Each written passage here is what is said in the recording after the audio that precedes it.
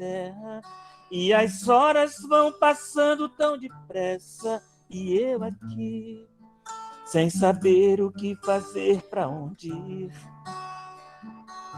Sozinho aqui estou, à procura de alguém para conversar. Ainda é tempo para poder recomeçar o tempo perdido. Um dia alguém falou que o tempo era o meu melhor amigo, que aonde eu for o tempo vai comigo. Hoje eu sei o tempo que perdi nas ilusões e coisas tão banais. Ainda é tempo para recomeçar. Ainda é tempo. O dia amanheceu e o sol vem clareando toda a terra, e as horas vão passando tão depressa, e eu aqui, sem saber o que fazer, para onde ir. Sozinho aqui estou, à procura de alguém para conversar. Ainda é tempo para poder recomeçar o tempo perdido. Um dia alguém falou que o tempo era o meu melhor amigo, que aonde eu for o tempo vai comigo. Hoje eu sei o tempo que perdi nas ilusões e coisas tão banais. Ainda é tempo para recomeçar. Ainda é tempo para recomeçar. Ainda é tempo.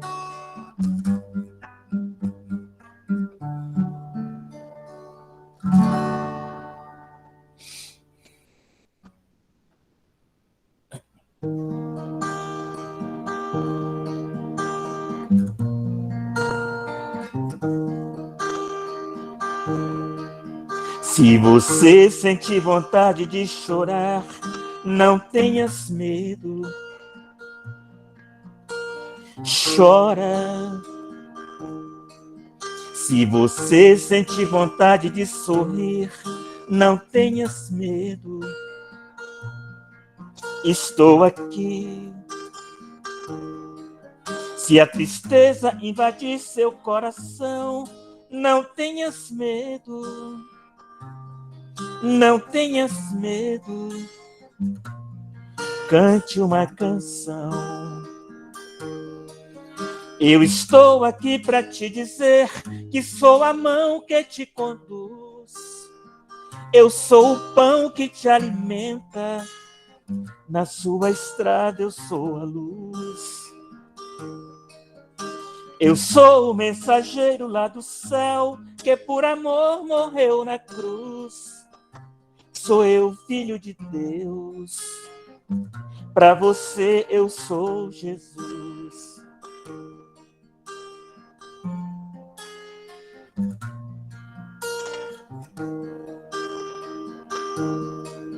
Se você sente vontade de chorar, não tenhas medo.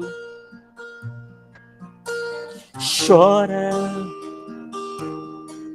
Se você sente vontade de sorrir, não tenhas medo.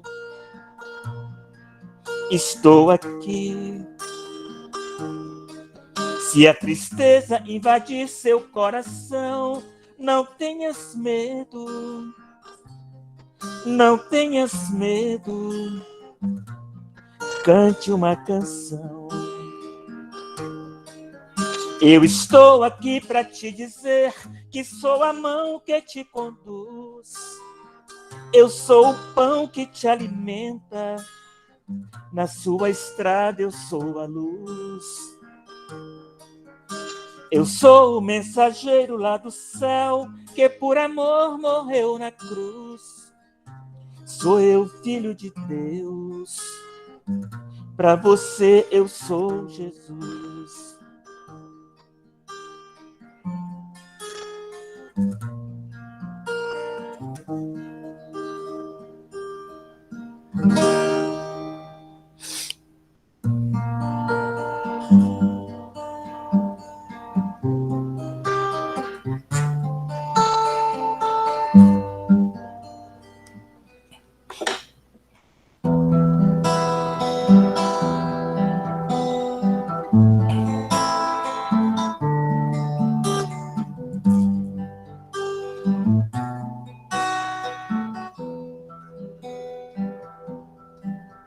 Ó Deus, como é grande o seu amor, quão pequena a minha dor diante de ti.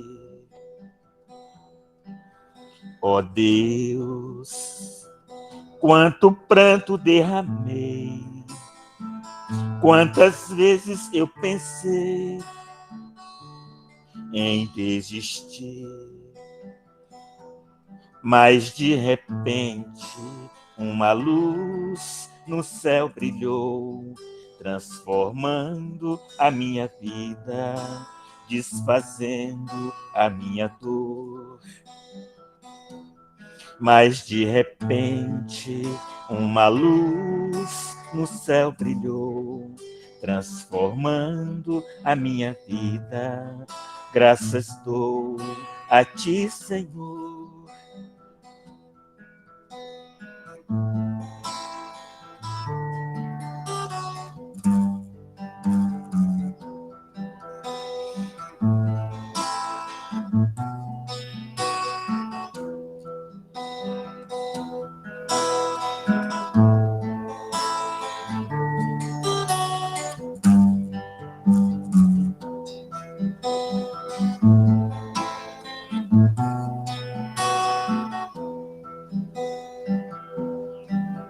Ó Deus, como é grande o seu amor, quão pequena a minha dor diante de ti. Ó Deus, quanto pranto derramei, quantas vezes eu pensei em desistir,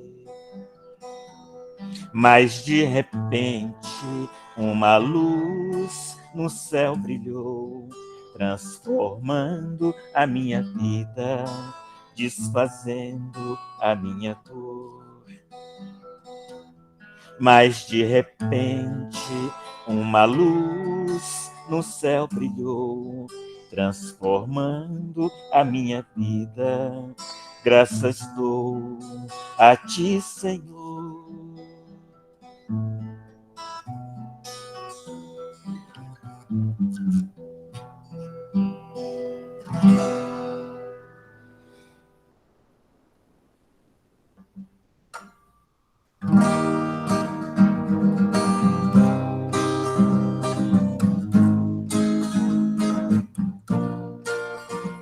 Quem sou eu? Aonde estou? Em silêncio me pergunto para onde eu vou. O meu pensamento vai aonde eu não posso ir. Para onde vou? Vou buscar em Deus as verdades que eu preciso ouvir. Já ouvi falar alguma vez que existe um novo mundo para ser feliz. Só depende do melhor que eu fizer. Só depende do melhor que eu fizer.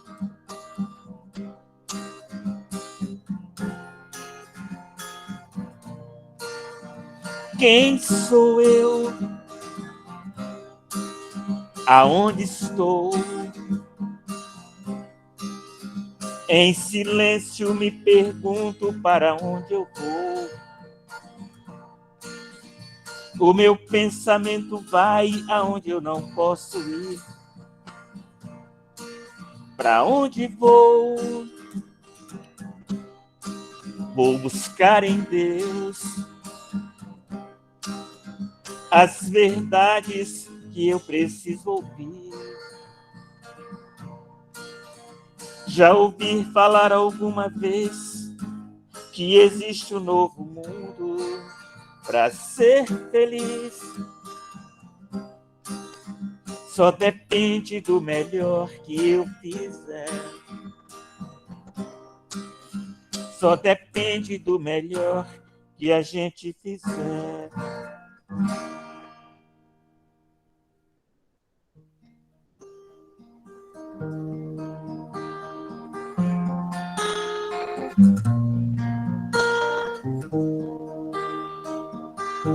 Nós somos aprendizes, somos crianças. Todo o meu passado eu trago na lembrança. Chico Xavier foi o professor, exemplo de fé, exemplo de amor. Somos caminheiros em busca de uma luz. Chico mensageiro do Mestre Jesus. Amor e caridade ele ensinou. Exemplo de humildade ele deixou.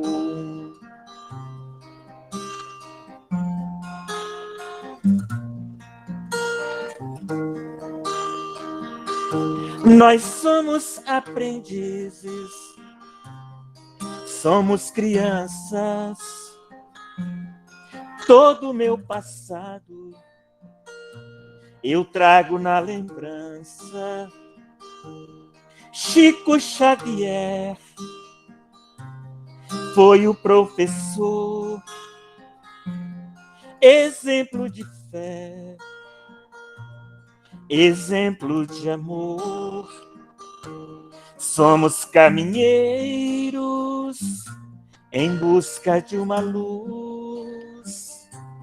Chico mensageiro do Mestre Jesus. Amor e caridade ele ensinou. Exemplo de humildade ele deixou. Amor e caridade ele ensinou. Exemplo de humildade ele deixou.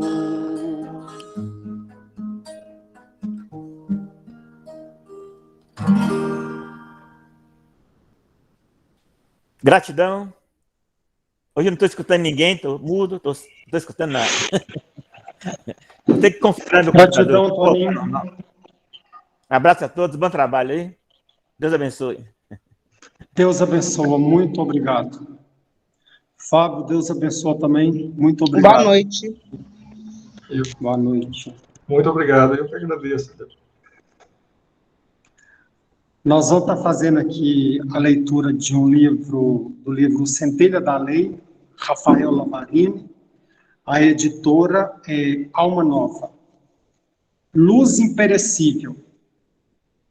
Se te encontras em trevas interiores, não duvides que o Evangelho te convida a agir hoje. Entre teus lamentos do passado e ansiedade do futuro, aproveite os meios que possui no dia de hoje. Provavelmente não sanarás tuas dificuldades em toque de mágica, mas o movimento já é resolução. Lembra-te de que o amor é paciente. A luz sempre vencerá, o bem jamais cederá às armadilhas das trevas. Siga ainda a proclamação de Isaías e andemos na luz do Senhor. Isaías 2, 5. Luz imperecível.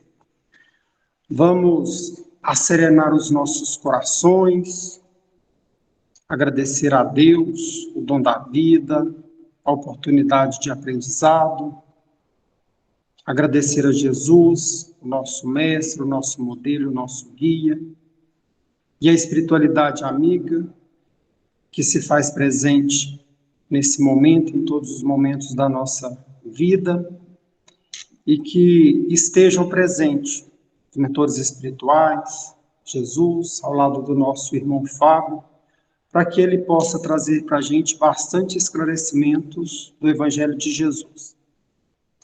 E a todas as pessoas, a todos nós que estamos participando, que Deus, Jesus, espiritualidade amiga, se faça presente nos nossos lares, abençoando aos nossos familiares.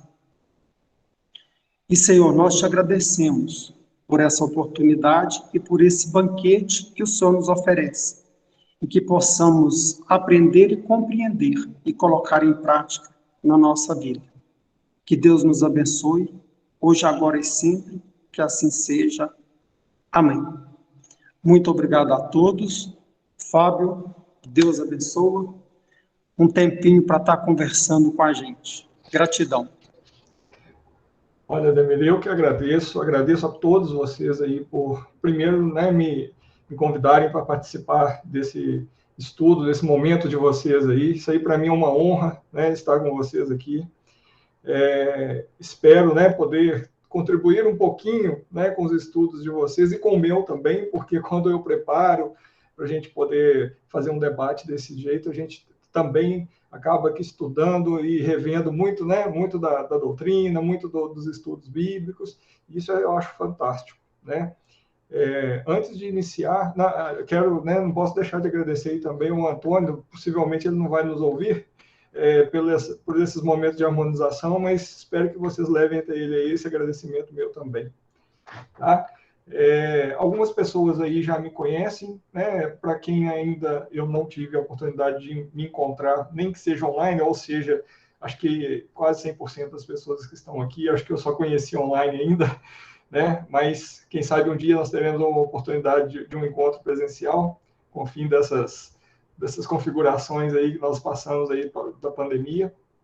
Mas antes de mais nada, eu queria dizer para vocês que aqui no meu bairro está iniciando uma chuva muito forte, e nesse período de harmonização aí eu já tive 2 interrupções de internet. Então eu peço desculpa a vocês aí se caso aconteça alguma interrupção, né? Isso aí são os desafios que a gente encontra no dia a dia também. A gente está aprendendo a expandir a casa espírita agora, porque agora a internet quebra essas barreiras, né, do centro físico, e a gente leva isso para mais pessoas, para novas oportunidades, mas também a gente esbarra nessas questões de tecnologia. Tá? Mas nós vamos contornando aqui. Se tiverem, eu às vezes fico aqui, eu gosto de trazer um material complementar, um slide para a gente acompanhar, e vocês também. Mas caso a gente tenha algum problema aí de interrupção, às vezes eu fico aqui para poder passar os slides e não vejo a tela da reunião. Então, como eu sempre digo, eu não venho aqui para ensinar, eu não venho aqui para dizer, né, nada pronto. Eu venho aqui para criar uma reflexão para todos nós, porque eu acho que o mais importante, né, o nome do nosso tema hoje é Sodoma e Gomorra, de Moisés a Kardec. Então, quando a gente fala de Moisés a Kardec, a gente fala dessa caminhada toda, né? E é uma caminhada que a gente tem observado e que nos leva a fazer muitas reflexões, porque muitos ensinamentos já nos foram passados e até hoje acho que nós continuamos patinando aí nas mesmas, né, nos mesmos tropeços que a gente faz. Né? Então, fica meu agradecimento aqui mais uma vez. Eu vou passar para vocês aqui só um minutinho para configurar aqui. Agora eu estou vendo vocês. Boa noite a todos. Opa! Consertei aqui.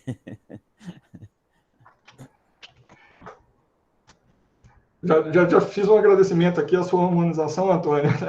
Até então você não estava ouvindo, né? Mas de qualquer forma, repito aqui para Obrigado. ficar marcado. Valeu demais. Deus abençoe, bom trabalho aí.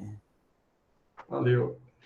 Então, pessoal, o nosso tema, como eu disse, é falar sobre Sodoma e Gomorra, né? E fazer esse passeio histórico aí entre Moisés e Kardec nesses tempos aí de caminhada. Antes de iniciar qualquer debate, né, assim, eu gostaria de fazer aqui uma breve mesmo reflexão sobre a história de Sodoma e Gomorra, porque eu acredito aqui que todos nós conheçamos, mas é bom, né, a gente relembrar alguns detalhes, alguns pontos, e também, ao longo da nossa conversa aqui, a gente vai voltando em alguns pontos, então, se não se preocupem de me ver passar muito corrido agora nessa história, porque nós vamos voltar com calma em determinados assuntos aí que a gente pode trabalhar um pouco, tá? A gente sabe que Sodoma e Gomorra eram cidades que estavam atribuladas por algumas questões de moral, né? Os cidadãos de Sodoma e Gomorra tinham uma conduta, vamos dizer assim, não tão elevada, né, do ponto de vista moral, e nós temos a situação de que alguns anjos vieram, né, para poder avisar a cidade que a cidade seria destruída, né, por causa desses pecados, por causa dos exageros que acontecia na época. A gente vai falar um pouquinho sobre isso, né? O fato é que nesse meio tempo os anjos encontram com Ló, e Ló, né, convida esses anjos para passar na sua casa antes que eles, né, anunciassem e levassem a destruição à cidade. E Ló os recebe, tenta os proteger, né, dos cidadãos da própria, né, de própria Sodoma que tentou os atacar. E esses anjos pedem que Ló retirem ele e seus familiares o mais breve possível, porque a cidade ia ser destruída. E no meio, né, dessa saída, a esposa de Ló olha para trás, né, que foi dada a ela uma ordem expressa ou uma orientação expressa para que ela não olhasse para trás, e ela acaba olhando para trás e vira uma estátua de sal. Tá? Então, assim, óbvio, né, que aqui, se a gente fosse fazer um estudo bíblico, principalmente um estudo bem detalhado de todas dessa história, né, bíblica e do porquê dessa história, nós teríamos que estender por muitas horas aqui o nosso estudo e talvez algumas reuniões, tá? Mas, como eu disse para vocês, o ponto aqui é fazer uma reflexão, né, daquilo que é importante nessa história, que eu vou agora voltar, passei muito rapidamente aí, só para contextualizar mesmo, né? E a gente tem que agora ver alguns pontos e tentar trazer desses pontos uma reflexão para a gente conversar um pouco sobre. Primeiro, né, algumas pessoas dizem, né, ou dão muita ênfase do pessoal de Sodoma e Gomorra, né, da situação daquela época de Sodoma e Gomorra, dão muita ênfase para a área sexual, né, dos distúrbios sexuais, do desequilíbrio sexual que eles tinham na época, né? Inclusive, um dos episódios foi que as pessoas queriam, né, assim, violentar os anjos, colocando eles para fora lá da casa de Ló para poder né, fazer toda sorte de maldade com eles, né? Mas a gente sabe que o mais importante, né, em vários outros pontos bíblicos e as histórias como são contadas, é que a cidade, muito além do desequilíbrio apenas sexual, eles tinham um desequilíbrio moral, né, muito abrangente, e isso estendia para a maior sorte de pecados e de falta de compromisso com Deus. Existe uma passagem em Lucas, capítulo 17, versículo 28, que diz, né, que como também, da mesma forma, aconteceu nos dias de Ló, então ele faz lá, referencia, né, comiam, bebiam, compravam, vendiam, plantavam e edificavam. essas referências, né, já dão a extensão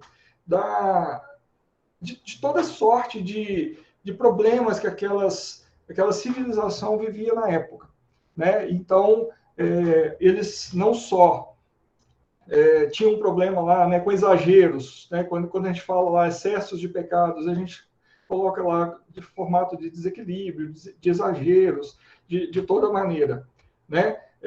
E esses exageros e desequilíbrios a gente pode traduzir também aqui pelo texto de Timóteo, 2 Timóteo, né, capítulo 3, de 1 ao 5 aqui, que ele diz também: pois os homens serão amantes de si mesmos, gananciosos, me desculpem, presunçosos, soberbos, blasfemos, desobedientes a seus pais, ingratos, ímpios, sem afeição natural, implacáveis, caluniadores, incontinentes, cruéis, inimigos do bem, traidores, atrevidos, orgulhosos, mais amigos dos deleites do que amigos de Deus, tendo aparência de piedade, mas negando-lhes o poder.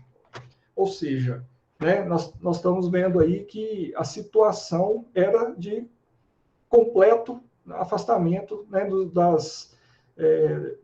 daquilo que é o caminho de Deus, daquilo que nós hoje, né, conhecemos como os ensinamentos cristãos, e podemos ver que Deus, né, teve, vamos dizer assim, a paciência para que aquelas pessoas pudessem ter uma luz ou pudessem se tocar, né? Mas o que foi acontecendo foi que todos estavam envolvidos nesses tipos aí de desvios, de descaminhos nessa situação. E quando a gente conversa um pouquinho desses descaminhos, né, a gente está falando aqui da destruição da cidade por causa dos pecados, por causa da situação. Antes de chegar na destruição, a gente poderia aqui parar um momento, né, e fazer essa reflexão. E de lá para cá, nos dias atuais, né, todas essas más qualidades, más inclinações morais, nós já conseguimos, né, superar, nós já conseguimos vencer. Como é a nossa média, né, da população hoje dentro das nossas cidades, se a gente for pensar em cidades, se a gente for pensar em país ou no mundo como um todo, né? O que nós mudamos de lá para cá? Nós tivemos esse ensinamento, mas mais para frente eu quero comentar com vocês também em relação a essas verdades, a esses ensinamentos que nós trouxemos. Mas, se nós formos perceber, hoje em dia, ainda nós estamos, né, com muitos excessos, com muitos desequilíbrios. E se vocês, né, forem perceber, tem alguns estudos, né, inclusive históricos, que eles observam algumas características que precedem a queda de grandes civilizações, dos grandes impérios, né? A gente pode mencionar aqui a exacerbação da violência, né, o desequilíbrio da sexualidade e o declínio da arte, né? Se a gente for analisar hoje, como é que está a nossa violência, né? A violência crescente, eu não sei, né? Eu não vou aqui colocar e nem estender para isso, para a gente continuar na história, mas se a gente for parar para pensar, eu não sei se a violência aumentou, né, exageradamente, ou se os meios de comunicação se ampliaram de determinada forma e isso causou uma impressão de aumento de violência. Fato é que todos nós temos essa percepção de um grande aumento da violência, né? O desequilíbrio sexual a gente nem precisa falar, porque inclusive está ligado ao declínio da arte. Se a gente for observar hoje em dia, nas nossas músicas, nos nossos filmes, nas nossas novelas, quais são, né, os temas que mais dão ênfase e que mais têm popularidade, dentre eles, né, essa questão da sexualidade.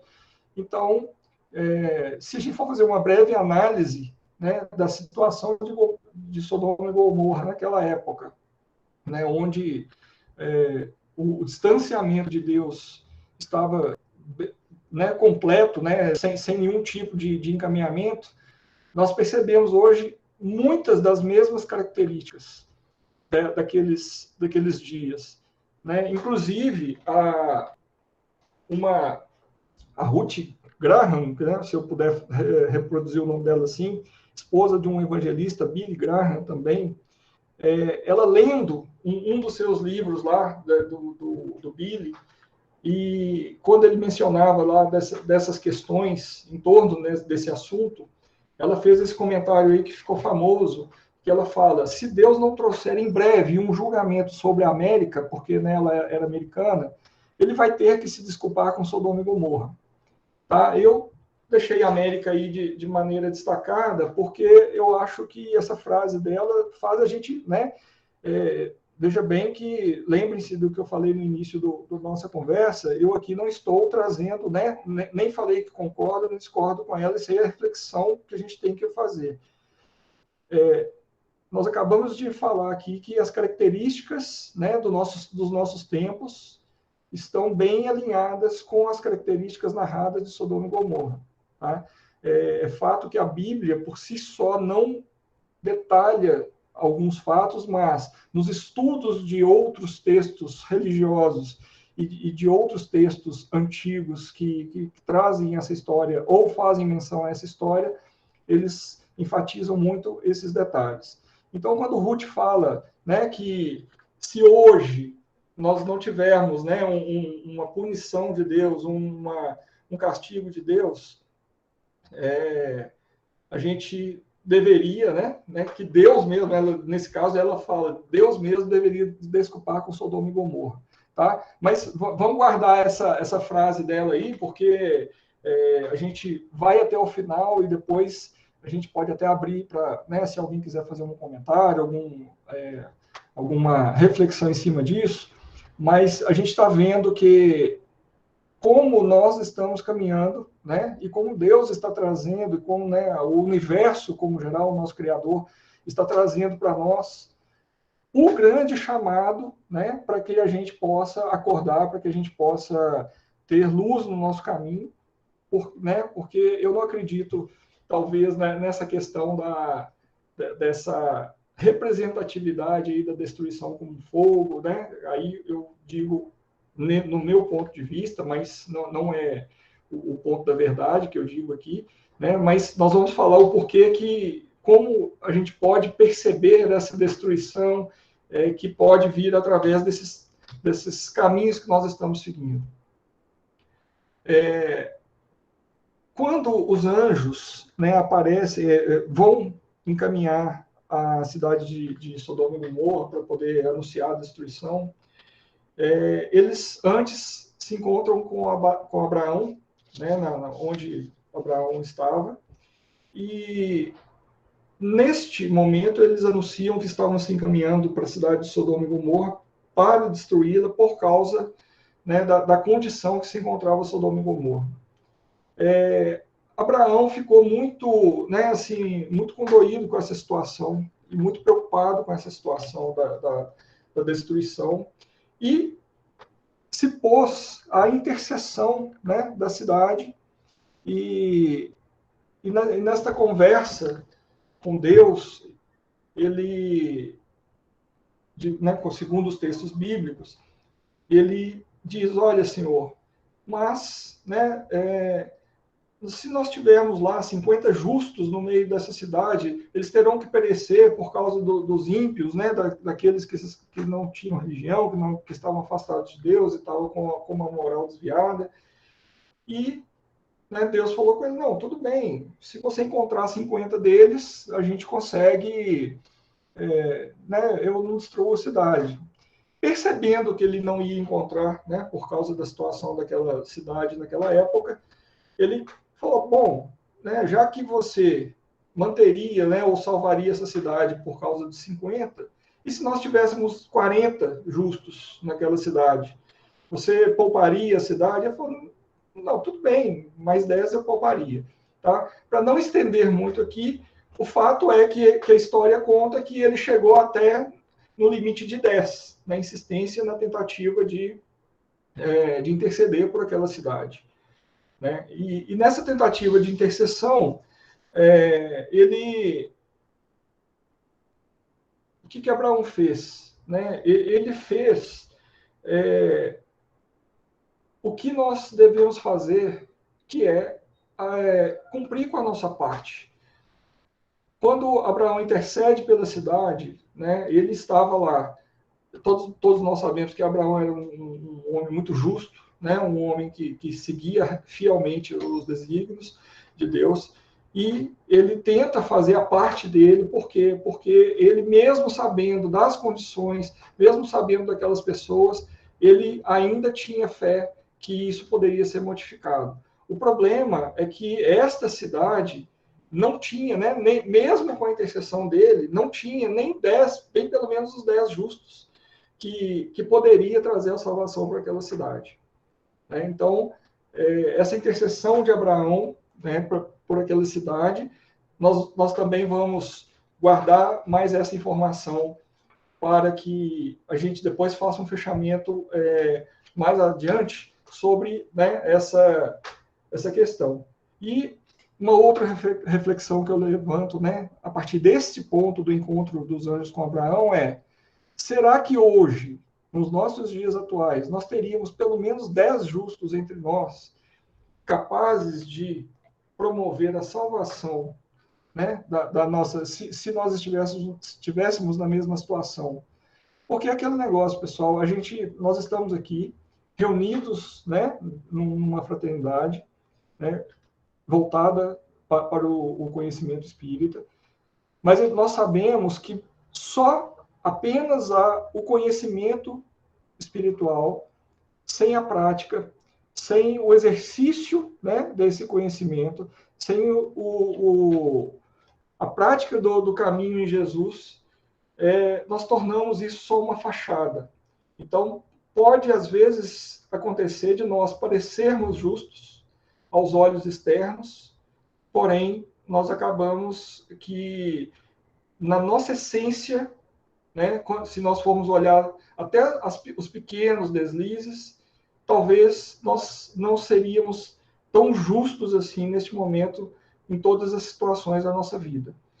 E quando eu imagino, né, assim, isso é uma reflexão que eu faço por mim mesmo, quando eu imagino que os 10 justos que salvariam uma civilização inteira, né, eu não imaginaria assim, que fosse 10 mais ou menos, aqueles 10, vamos dizer assim, bonzinho e tal, mas, né, com um pouquinho de deslize ainda, aquela coisa toda. Não, eu imagino que 10 justos, né, seriam aquelas pessoas realmente já encaminhadas né, no que hoje, né, porque nós estamos falando da época de Moisés, mas no que hoje os ensinamentos de Jesus nos traz. Né? Isso na prática, na vivência e na essência. Então, eu também aqui não seria pretensioso de poder responder essa pergunta dos 10 justos. Eu só deixo o seguinte, aquela questão que a gente poderia falar. Inclusive, antes de dizer isso, né, nós temos em outra religião, que não vem o caso agora, um ritual que eles reúnem 10 homens todos os dias para poder fazer uma oração. Essa reunião de 10 homens representaria aqueles 10 justos mínimos que precisariam para a salvação, né, daquela situação de Sodoma e Gomorra. E quando eu falo isso, né, a representação desses 10, porque nós podemos pensar o que nós poderíamos fazer, cada um de nós, para nos melhorar, né, a ponto de trazer, não nos tornarmos aí, né, popstars, nem serem os salvadores, mas o que nós podemos fazer para poder nos encaminhar para que, quem sabe no futuro, sermos pontos de observação, né, de um desígnio, de uma observação divina, né, do nosso Criador, para que a gente possa também pesar nessa balança, né, entre, a gente fala bem e o mal, que às vezes fica muito pontual e muito extremos, né, mas pesar nessa balança da dinâmica da vida, da dinâmica do crescimento. O que vem, né, o que o Espiritismo nos proporciona, nesse caso, de fazer a ligação do conhecimento, né, e também a ligação preparação para a prática dessa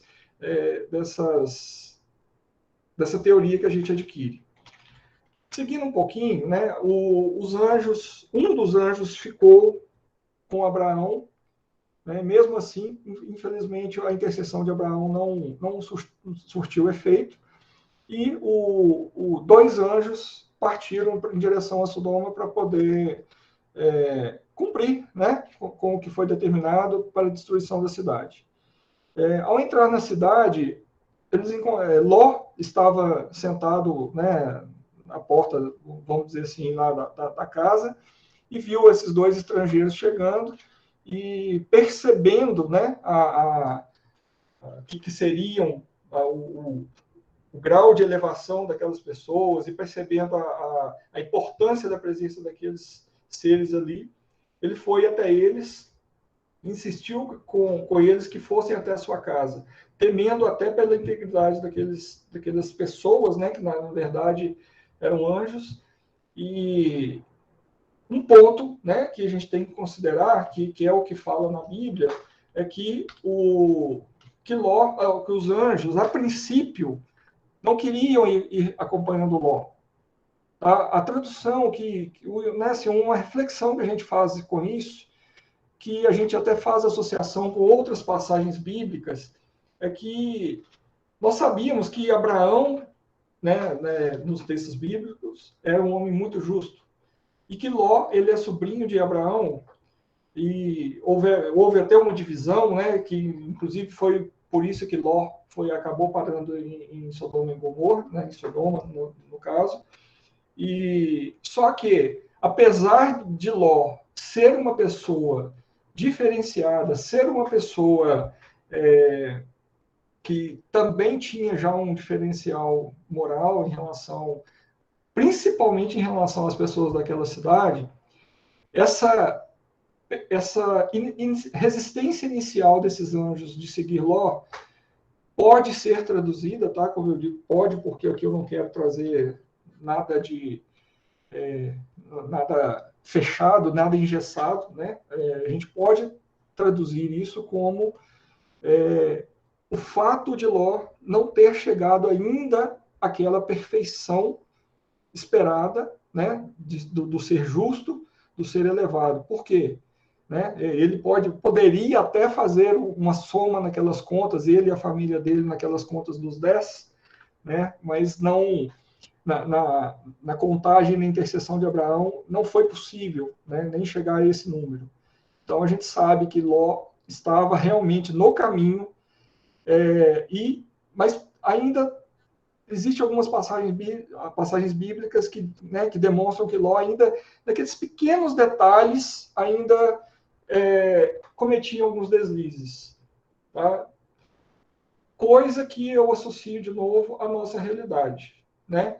Quem nunca, não vou dizer que aqui ninguém faz isso, porque eu garanto que aqui ninguém faz isso, mas quem nunca deu uma furadinha na fila, né, num banco, ou já assistiu isso acontecer algumas determinadas vezes, né? Quem nunca viu aí no engarrafamento aqueles aproveitadores que querem passar o carro na frente, pegando o acostamento, aquela coisa toda, sem falar no nosso dia a dia aí, né?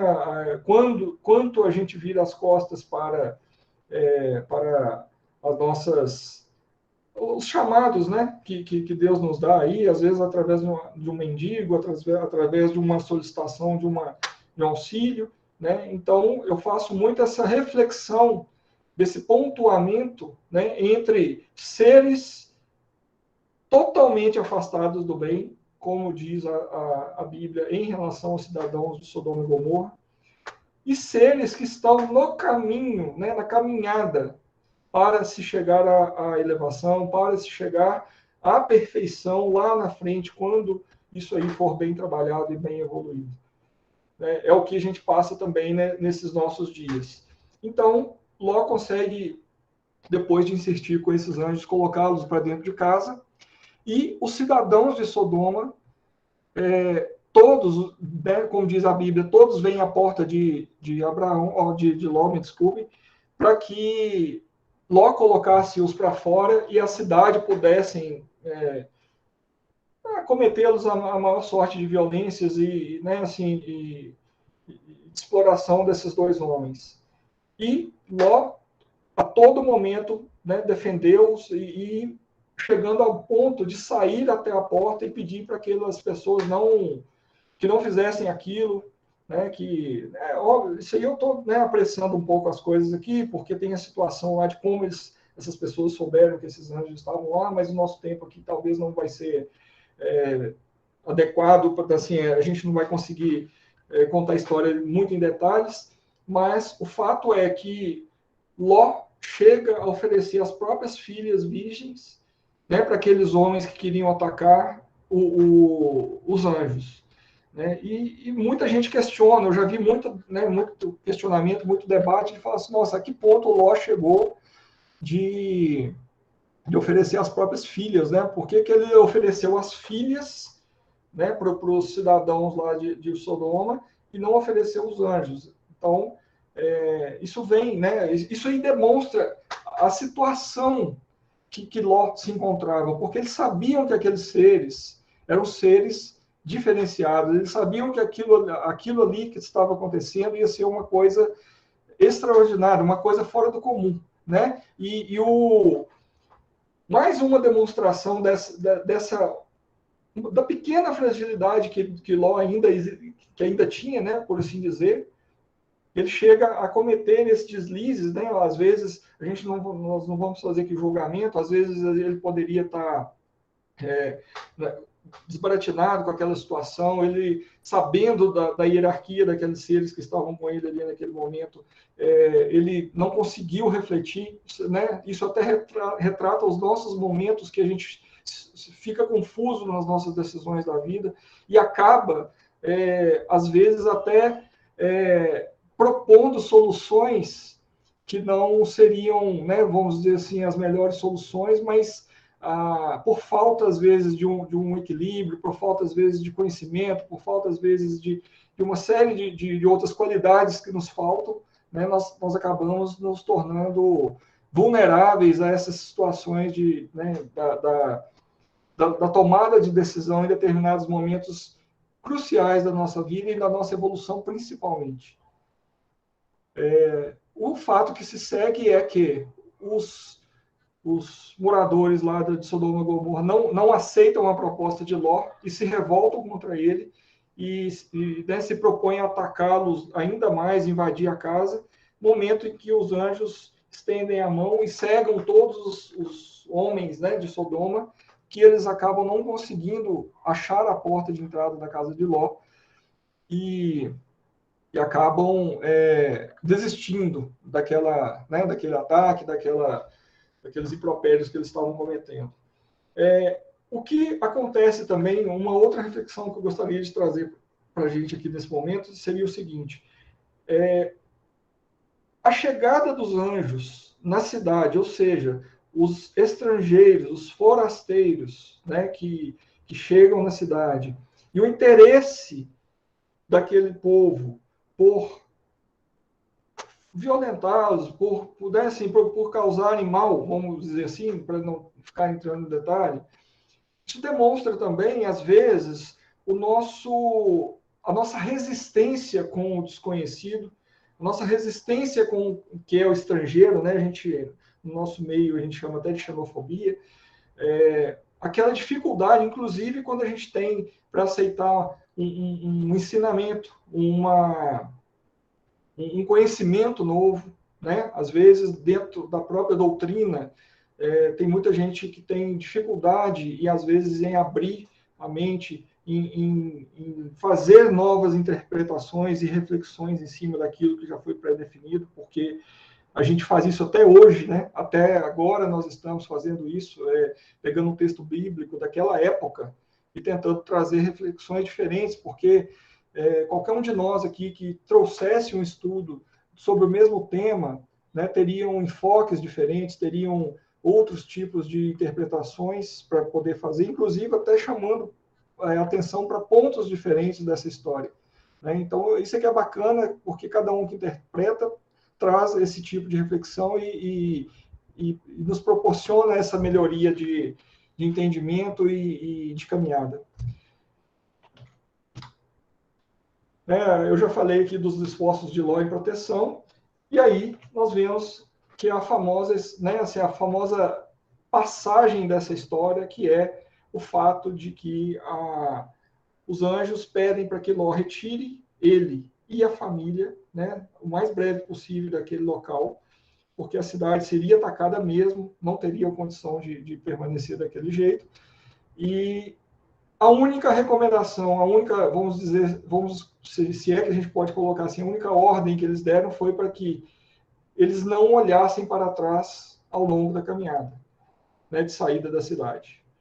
E assim, tão logo foi possível, Ló pegou, ele até, né, não vou entrar em outros detalhes aqui também não, porque ele tenta chamar os genros, aquela coisa toda, alguns lá tinham até resistência, né, para poder ir, mas o fato, né, vou levar aqui para a caminhada da saída mesmo, já diretamente, eles saem da cidade e lá, já nos limites da cidade, já com o início da destruição da cidade, a esposa de Ló, ela desobedecendo a recomendação ou ordem, como queiram chamar, ela olha para trás e vê a cidade pegando fogo, né, assim, já começando a ser destruída, e acaba se tornando uma estátua de sal.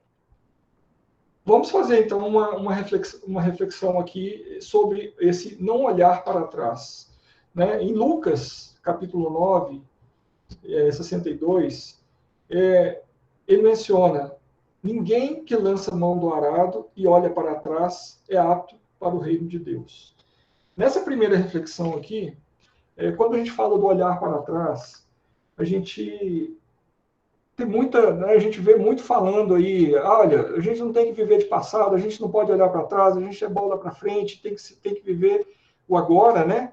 Principalmente porque é o mais, o agora é o que está acontecendo, é o que onde a gente tem ação, porque o futuro, né, ainda está por vir, passado a gente já deixou, o que a gente já fez já ficou.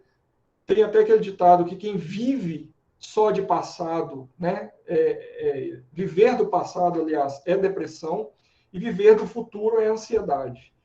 Então, mas é errado viver do passado, é errado olhar para trás?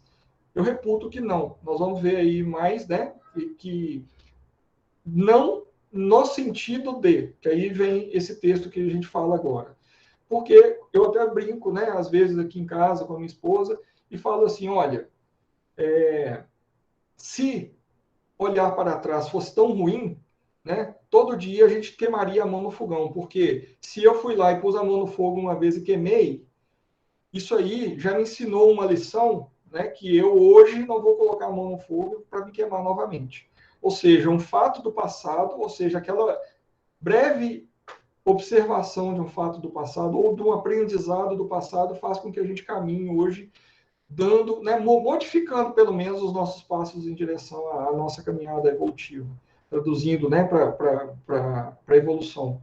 Mas o que fala aí em Lucas aquele que lança a mão do arado, ou seja, o que o arado representa? O arado representa o ofício, o trabalho em Cristo, ou seja, o trabalho mas é o trabalho somente aquele trabalho, né, de fazer caridade, aquela coisa, não. Esse também, mas aquele trabalho também do autoconhecimento, aquele trabalho da modificação moral, que é o que a gente está falando aqui, um tema que gira muito em torno disso, da nossa situação moral.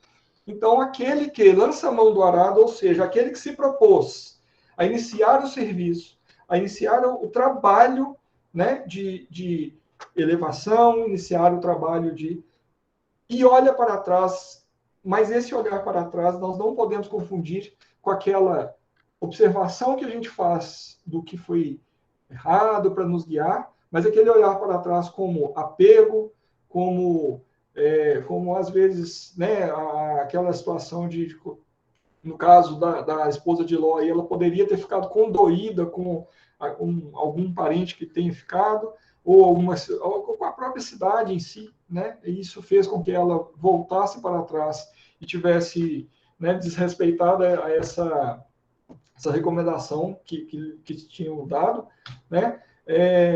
E nós temos também um texto de Emmanuel, né, que fala no livro Ceifa e Luz, de Chico Xavier, que tem uma passagem que ele fala que o passado é capaz de auxiliar, que é o que a gente está comentando aqui agora, mas tão só por recurso de informação, né? É o que a gente vem falando, quando a gente olha para o passado para obter aquela informação necessária para que a gente não erre novamente, ou para que a gente conserte ou coloque uma melhora naquilo que a gente vem fazendo de errado, né? Se duvidas disso, reflete no automóvel, né? Vamos refletir no automóvel que se te serves comumente. O retrovisor colabora apenas para que te esclareças quanto às advertências da retaguarda. De vez que necessitas permanecer de atenção concentrada no caminho à frente, como quem se vê inevitavelmente chamado para o futuro. Então, ligando com esse texto aqui que nós lemos aqui de Lucas, né? Que a gente não olha para trás para ser apto a entrar no reino de Deus. O que está nos dizendo, né? Que precisamos, quando for necessário olhar para trás, apenas para as advertências da retaguarda e permanecermos com a atenção concentrada no caminho à frente, como quem se vê inevitavelmente chamado para o futuro, chamado para a nossa evolução, para o nosso caminho de crescimento, né, contínuo nos nossos ensinamentos. Antes de começar aí nessa questão, né, quais os ensinamentos que a destruição de Sodoma e Gomorra nos traz, né? Eu queria só fazer ainda um pouquinho aí da extensão do comentário sobre quem ainda não teve esse tipo de reflexão em relação a não olhar para trás. Eu gostaria também de deixar essa reflexão. Por quê? Porque na Bíblia fala que Abraão e Sara acompanharam ao longe a destruição, ou seja, eles viram a cidade, as fumaças, a cidade sendo destruída. Então, por que Abraão e Sara puderam olhar para a cidade e ver aquela destruição, e aos que estavam saindo de lá não puderam, né? A recomendação era que não olhassem para trás. Aí cada um merece uma reflexão sobre isso. O que eu posso contribuir com uma breve e humilde reflexão é que seria, talvez, né, pela elevação moral de Abraão, ele e Sara estivessem um pouco mais preparados para poder fazer essa olhadela naquele momento que estava acontecendo, e talvez por conhecer o perfil da família de Ló, né, naquela situação, seria mais recomendável que eles não acompanhassem aquilo, justamente por não estarem bem preparados para enfrentarem aquela situação, né, que pode ter sido o caso lá, que a gente não sabe ao certo. Eu pelo menos não posso afirmar para vocês aqui que Sara olhou para trás por causa disso ou daquilo. Então, o que a gente pensa que poderia ser algumas situações de ter compaixão por aquelas pessoas, por curiosidade, né, por não estar, por querer talvez buscar alguma coisa de material que ficou para trás, né, porque isso acontece muito, né, quando a gente vê aí quantos casos de vulcão, de situações de acidente ou incidente que acontecem, que pessoas são encontradas carbonizadas, tentando retornar ao local de um acidente para poder buscar determinado tipo de bem material ou para tentar salvar alguma pessoa, mas, né, por falta de preparo ou por falta de condições daquela situação, as pessoas não conseguem êxito, né? E quando a gente fala de destruição, que aí a gente começa a fazer agora para poder ir caminhando para um encerramento, uma costura com aquelas questões iniciais que nós falamos, né? Quando Ruth lá, Graham fala sobre, olha, se destruiu Sodoma e Gomorra, por que não destrói hoje o mundo, né? Porque ela falou lá, citou a América, mas a gente pode traduzir aquela América pelo mundo, porque o mundo inteiro se encontra ainda numa situação, né, assim, de necessidade de mudanças. por que que hoje não seria destruído também, né? E essa destruição, se fosse também, né? O que que seria o significado dessa destruição? Antes de entrar na destruição propriamente dita, né, eu gostaria de fazer aqui esse paralelo entre Moisés a Kardec, né, que é o tema da nossa conversa hoje, de Moisés a Kardec, né, porque são, no mínimo, 3 grandes revelações que nós tivemos desde aquela época. Né, se vocês quiserem considerar outras revelações, claro que existem inúmeras, mas as 3 grandes revelações de Moisés, né, de Jesus e de Kardec. Moisés, com as revelações da justiça. Jesus, né, que veio... Esse é o nosso tema de estudo sempre das nossas casas, que é o estudo do amor, é o estudo da caminhada para o Cristo, para a gente encontrar a salvação.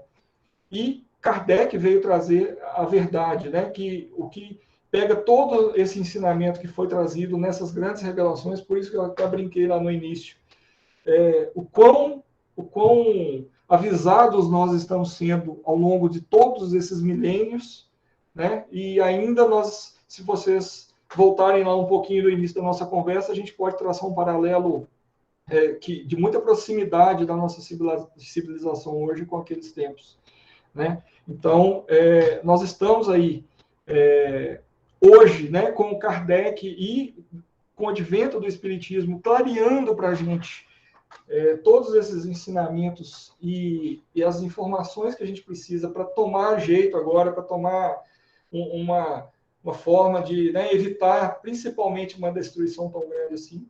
Mas, falando em destruição, a gente pode encontrar lá na questão 728 do Livro dos Espíritos, né, quando Kardec pergunta, é lei da natureza a destruição? E aí ele fala, os espíritos falam, preciso que tudo se destrua para renascer e se regenerar. Porque o que chamais de destruição não passa de uma transformação, que tem por fim a renovação e melhoria dos seres vivos. Olha aí, gente. Renascer e regenerar. Às vezes a gente fica com aquela visão de destruição, né? Vai destruir, vai acabar. Pode ser que aconteça. Nós estamos vendo aí inúmeras situações que nós estamos passando aí do próprio clima, catástrofes, essa coisa toda, que vão realmente, a própria pandemia do coronavírus, né, que isso aí já causou aí, vamos dizer assim, uma leva de destruição, vamos chamar dessa forma, de vidas e também da nossa vida material de uma certa forma, mas a interpretação mais importante de destruição que nós temos que levar é essa de renascer e regenerar. Por quê? O que a gente chama de destruição hoje, quando a gente enxerga e lê aquela passagem para poder fazer a interpretação, a gente tem que enxergar isso como um período de transformação. Como diz, como a gente pode observar também, a nossa mudança planetária, passando do mundo de provas e expiações para o mundo de regeneração. Né? Isso aí já é uma parcela da transformação, mas, né, que aí vem aquela outra pergunta também que eu coloquei lá no início. Será que nós temos 10 justos capazes de promover uma salvação, né? E, de repente, o esforço de todos nós, talvez não chegando no limite da perfeição, porque isso aí talvez demore muito, mas às vezes uma união desses esforços podem estar fazendo efeito para que o mundo seja, né, transformado nesse mundo de regeneração, por exemplo. Né? Olha aí que bela reflexão que nós podemos fazer, porque se nós estamos passando por um mundo de regeneração, significa que é uma destruição, né? É óbvio que não vai acontecer, morreu todo mundo hoje, amanhã nós começamos com o mundo de regeneração, o mundo regenerado, mas nós estamos agora já nesse processo, né, diferente um pouco daquilo que nós vimos em Sodoma e Gomorra, que é a reflexão bíblica, e nós estamos morrendo, ou matando, destruindo nossa Sodoma e Gomorra aos poucos, a Sodoma e Gomorra interna, né, para que a gente possa chegar realmente nesses passos mais elevados, que é o que se espera. Né? E em Judite 5, capítulo 5, também 25, Eu sempre menciono aí a Bíblia que eu faço a leitura. Nesse caso, a Judite, eu achei que foi só na Ave Maria. Nos outros textos, os textos bíblicos eu tirei da Bíblia Almeida, tá? Só para registrar. Ela fala, mas se esse povo não está manchado de nenhuma ofensa para com o seu Deus, não podemos enfrentar, porque o seu Deus... Não, porque o seu Deus... Isso aí é uma passagem que ficou até faltando uma palavrinha aí, né? Se o povo não está manchado de nenhuma ofensa para com o seu Deus, não podemos enfrentar, porque, né, o seu Deus os defenderá, que isso é o que o texto fala na continuação aí. Vocês me perdoem a falta aí do texto. Mas o que acontece é o seguinte, né, para a gente já ir caminhando para a conclusão, é que aquela passagem que Judite menciona lá, os exércitos, né, que acreditavam em Deus, e que sempre que eles estavam com Deus, eles tinham sucesso, eles poderiam lutar até sem armas, como diz as passagens bíblicas, que eles conseguiriam êxito nos seus propósitos. Quando eles se afastavam de Deus por algum motivo, eles poderiam ser, né, ser atacados e poderiam perder a caminhada nos seus propósitos. Então, é o que acontece com a gente nessa busca também, né, sobre a nossa caminhada. Quando a gente está caminhando dentro dos desígnios de Deus, a gente está realmente sendo protegido pelos seus desígnios, né, que, como fala lá em Judite. Nesse caso, nós temos um texto grande aqui, o nosso tempo está ficando exíguo, eu não quero ultrapassar muito o nosso horário também, né, que foi combinado, mas o que Emmanuel fala há 2000 anos, quando Públio Lentulus chega lá e tem Jesus Cristo na sua frente, quando ele cai de joelhos, né, e eles têm lá uma conversa que Jesus fala para Públio que o esplendor dos Césares, né, aquela pompa toda, não passavam de ilusões efêmeras, né? E aí ele segue que todos os sábios, como os guerreiros, serão chamados no momento oportuno para o Tribunal de Justiça do meu Pai que está no céu. Um dia deixarão de existir suas águias poderosas sob um punhado de cinzas misérrimas, ou seja, nós voltamos aí nessa questão da menção à destruição aí do punhado de cinzas misérrimas, né? E ele fala das ciências da transformação, como a gente já viu ali atrás, ao sopro dos esforços de outros trabalhadores mais dignos do progresso, né? E fala ali no final que, porque só uma lei existe e sobreviverá aos escombros da inquietação do homem, que é a lei do amor, instituída por meu Pai desde o princípio da criação. Palavras de Jesus Cristo quando ele conversa lá, né, no 2000 anos com Públio Lentulus. Tá? Para fechar aqui, pessoal, eu quero só ler rapidamente aqui, mas bem rápido mesmo, um texto de Khalil Gibran, que está no livro O Profeta, né, que muitos de nós já conhecemos aí, que fala sobre o amor, que, né, como Jesus aqui acabou de nos dizer, que a lei do amor instituída por meu Pai é a que sobreviverá, né? A gente traz esse texto de um poema do Profeta que fala: o amor, né? Ele vos açoita para mostrar a vossa nudez. Ele vos peneira para separar-vos de vossas palhas, né? Ele vos moe até a brancura. Ou melhor, eu acabei lendo aqui, vou voltar um pouco atrás aqui, que eu acabei lendo a segunda parte dele. Quando o amor nos acena, seguiu, embora seus caminhos sejam ásperos e escarpados. E quando suas asas vos envolverem, rendam-se a ele, embora a espada escondida entre suas plumas possa ferir-vos. E quando eles vos falar, acreditai nele, embora sua voz possa arrasar vossos sonhos como o vento do norte devasta o jardim. Pois assim como o amor vos exalta, também ele vos crucifica. E tanto ele age em vosso crescimento como em vossa poda, assim como ele sobe até vossa altura e acaricia vossos ramos mais tenros que balança ao sol. Assim também desce ele as vossas raízes e as sacode em seu abraço à terra. Como feixes de messe, ele vos aperta junto de si. Ele vos açoita para mostrar a vossa nudez. Ele vos peneira para separar-vos de vossas palhas. Ele vos moe até a brancura. Ele vos amassa até que estejais macio. E então vos destina ao seu sagrado fogo, para que vos tornei o pão sagrado e do sagrado banquete de Deus.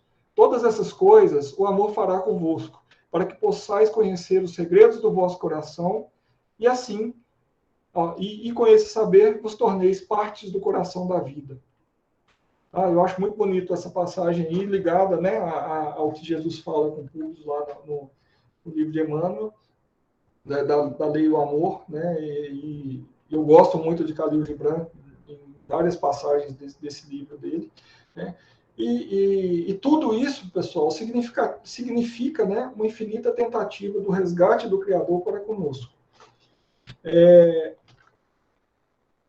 Realmente, né, eu tentei aqui condensar tudo que eu gostaria de falar assim, num tempo que não extrapolasse, né, o nosso encontro.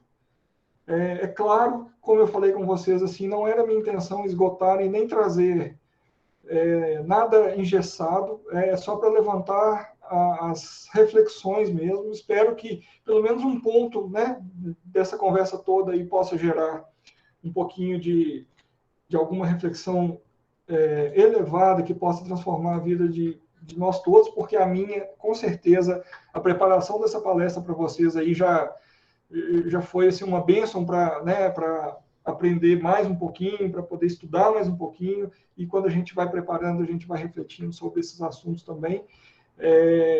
Agradeço mais uma vez a vocês todos aí por me receberem, né, os que me fizeram um convite também, e espero nos encontrar em breve, né, para mais um bate-papo desses.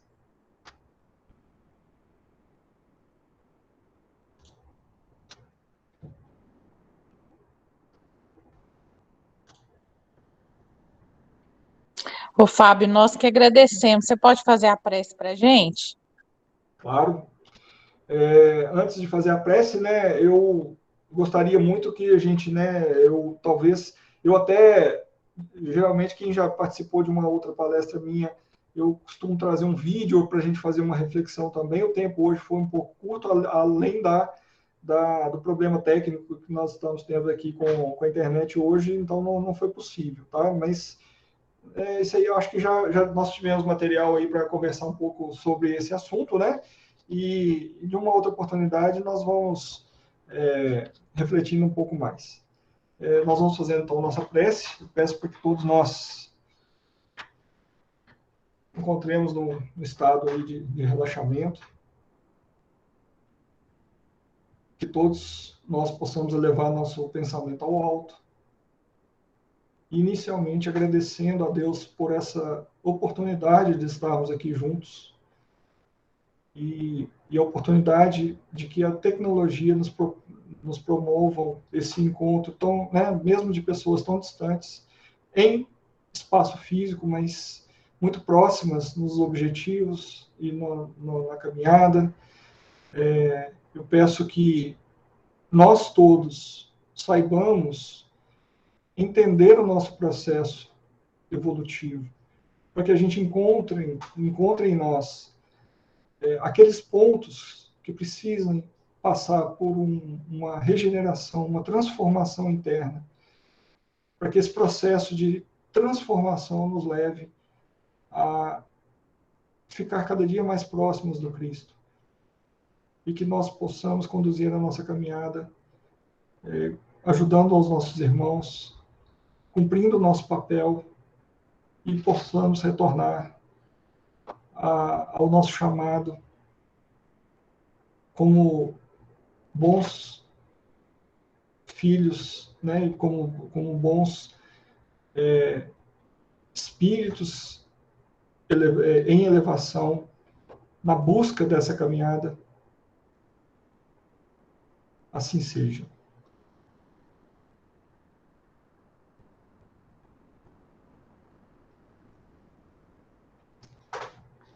Gratidão, Fábio.